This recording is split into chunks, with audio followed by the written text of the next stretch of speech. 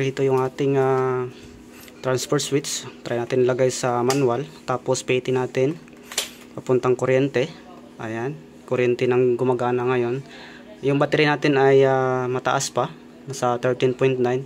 So kapag limbawa na mataas yung battery natin, kapag naka-automatic to ay kusang lilipat yung ating ATS.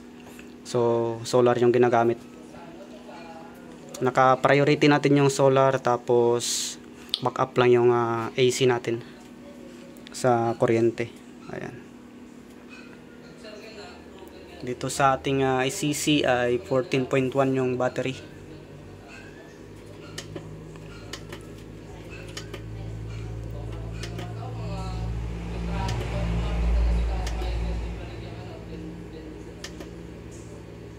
Ayan, fully charged na yung battery natin.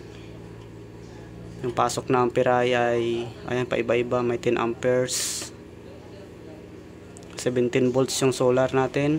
Ayan. So ito yung kanyang voltahe ngayon. So charging tapos ginagamit. Ito yung ilaw natin ay gumagana sa labas yan. Yung inverter 1 kilowatt na snat. Battery natin ay dalawang 100 Ah. Ayan. Puro iyan solar yung battery natin.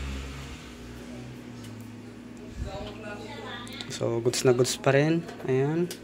Ito yung mga switches ng ating sa breaker nating inverter, solar, battery, tsaka sa 220 nya galing dito. Ito naman yung sa ECC to battery. Ayan. Ito yung breaker nya.